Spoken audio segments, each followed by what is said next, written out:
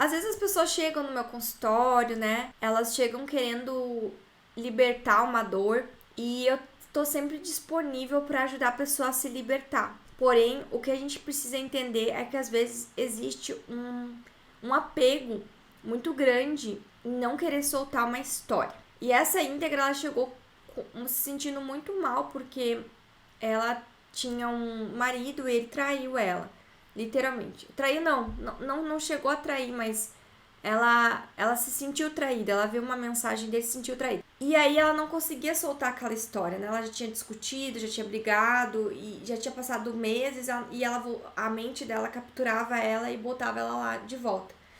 E aqui eu não tô sendo... cada um faz o que quer da sua vida, principalmente em relação a relacionamentos.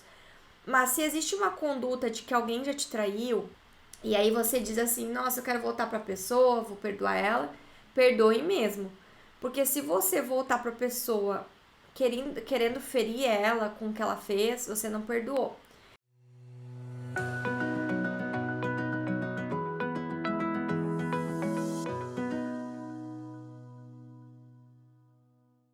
Mas será que... Aí agora a gente começa a entrar na ferida. Mas será que essa vontade sua de machucar a pessoa que te traiu e de descontar a raiva sem parar, será que não é a nossa criancinha que tá ferida? E quem traiu ela primeiro? Porque agora a história se repete com o marido dessa pessoa, né? E essa pessoa ficava controladora, né? Essa íntegra, essa cliente ficava controlando o marido, controlando as mensagens. E a gente sabe que isso não é vida. Viver uma vida controlando as mensagens dos outros nossa, pro divino, né, pro nosso sagrado, isso é tipo, meu Deus, alguém ajuda essa pessoa a ela voltar pros eixos, porque não é assim que se vive. Mas se você vive controlando alguém ou sendo controlada, ou você tem a ferida da traição, ou a pessoa próxima de você tem essa ferida. E isso pode machucar muito vocês. Por quê? Porque para resolver essa ferida, é necessário ir mais profundo na primeira traição vivida. Então, se você é mulher, você teve essa ferida com seu pai. É quando você é uma menininha, eu não sei se você já ouviu falar, né, em ser a princesinha do pai. Quando você é menininha e você tem um pai por perto, é natural que você tenha desejos sexuais saudáveis de uma criança pro pai. Porque é nessa idade que a criança começa a, tipo, se interessar. Ah, eu sou uma menina e esse é um homem. E esse é o objeto do meu afeto, né? E isso é natural. Todo mundo nós temos, tá? Se chama o Édipo. Só que acontece o seguinte. Quando ele não é bem resolvido, esse Édipo, e quando esse pai faz muita promessa para essa criança que foi você, ou a mãe faz muita promessa pro menino e seduz o menino, ou o pai seduz a menina, você se sente traído quando ele não cumpre com a promessa. Então, às vezes, os pais se separam, né? E aí a criança espera o pai chegar. E aí o pai não chega. Diz assim, vou te buscar, mas não busca. Vou te dar isso, mas não dá. Eu já atendi uma cliente que o pai dela dizia pra ela assim, poxa, vou fazer pra ti uma casinha de boneca das mais lindas. E aí, nunca fazia. E falava que ia entregar coisas pra ela e nunca fazia. E essa minha cliente se sentia super, super, super traída. E além de tudo, abandonada. Então, quem tem essa ferida, se você está se identificando com isso, você também tem a ferida do abandono. É como se fosse um acoplamento, uma junção da ferida do abandono com a da traição. Então, por isso que muitas vezes se agrava. Porque que daí a pessoa que tem essa ferida da traição, a conduta dela é se sentir que não pode ser vulnerável. Não pode ser vulnerável. Então, quem tá com a ferida da traição sente que precisa controlar tudo. E muitas vezes, na vida adulta, se torna uma pessoa que trabalha com o controle, trabalha com a mente, trabalha com a rapidez, trabalha com a velocidade. Então, usa essa ferida da traição e isso molda até mesmo o trabalho, gente. Isso é muito interessante. E aí você é muito rápida, muito veloz, muito intolerante e muito impaciente. Então, isso significa bem provável que você tá com essa ferida da traição. E o que acontece? Quando você é menininha e você gosta do seu papai, isso não se aplica no caso se você não teve o pai perto. Mas se você teve o pai por perto, o que pode acontecer? O pai vai ali e dá um beijo na mãe, que é normal, natural.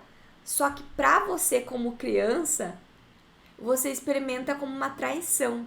Você diz assim, o quê? O pai tá gostando da mãe? A gente tinha que gostar só de... Esse tipo de pensamento, ele gera uma ambivalência. Ele gera um sentimento de raiva e ódio em direção à mãe. Tipo, quase que você quer que sua mãe morra. E ao mesmo tempo, se sente traída por esse pai. E tudo isso é muito rápido, que acontece na cabecinha e na emoção da criança. E como a criança, ela só tem aquela crença de que ou sou uma boa menina ou sou uma má menina, bem, né? Bem assim, preto no branco. A criança diz assim, esse pensamento, esse sentimento em relação à minha mãe é ruim. É ruim, não consigo, não tenho como elaborar isso aqui. E aí tudo isso a gente reprime. Um dos primeiros acessos lúcidos que eu tive ao meu subconsciente, ao meu inconsciente, que eu fui tendo uma... Quando eu comecei a ser curadora, eu fui tendo uma iniciação bem difícil.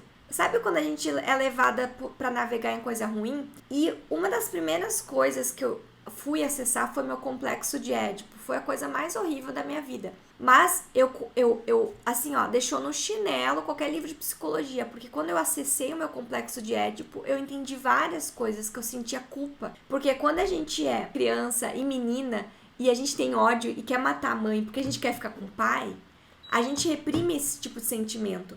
E aí o que acontece na vida adulta, tá? Na vida adulta você pode, tipo, realmente ter um namorado, um marido, e você pode, tipo, desconfiar dele com mulheres. Então aquela menininha interior diz assim, meu pai vai me trocar por uma mulher mais madura. E às vezes acontece isso, às vezes acontece da pessoa trair a outra com uma mulher mais madura. Então você se sente novamente como uma menina com ódio daquela mulher que foi a amante, e aí com ódio do pai. Então tudo isso que eu tô trazendo é muito precioso, tá? Isso é babado, esse conhecimento, anota aí. Então, quando eu começo a compreender que a menina que eu fui, ela se sentiu traída, e ela tem ódio, né, da amante, ódio da pessoa que foi traída, a gente começa a ter mais compaixão por nossas desconfianças. Faz sentido? Ressoa? Organiza? E aí, uma frase que a Lise Borbot traz é que a alma que escolhe viver essa ferida, ela escolhe justamente pais que são sedutores, tá? Pais são sedutores, para isso ser integrado na sua vida. O que vai acontecendo? Lembra que eu trouxe lá no primeiro dia, eu trouxe assim, cada ferida gera uma nova personalidade, como se fosse uma máscara, como se fosse uma nova roupa, uma maquiagem. Então, para eu nunca mais ser traída, para eu nunca mais acessar essa sensação de que eu tô à mercê de alguém, de que alguém me pegou de surpresa, de que alguém fez uma promessa para mim e não cumpriu, o que eu vou me tornar? Eu vou me tornar uma pessoa controladora. Por quê? Porque daí eu consigo me controlar e controlar os outros. Para quê? Para que eles nunca mais me traiam. Então, a pessoa que se sente traída, lá na infância, tá? Ela começa a vestir uma máscara. E ela começa a ficar mais independente, menos vulnerável, demonstra menos sentimentos e ela se autodeclara assim, ninguém mais vai me trair, ninguém mais vai me machucar, ninguém mais vai me pegar de surpresa. Eu vou ser uma pessoa atenta. Só que, o que vai acontecendo? Aí isso é um conhecimento que eu trago do MetaCI. O nosso corpo físico, a nossa criança interior, ela precisa relaxar, ela precisa descansar. Então, viver muito nessa máscara vai te trazer distorções. Por quê? Porque é impossível o tempo todo tu querer controlar todo mundo. E conseguir fazer isso é muito difícil, é muito gasto energético. Você não tem como controlar todo mundo e as ações de todo mundo, por mais que a tua mente esteja iludida para te proteger. E aí você vai percebendo isso dentro de você.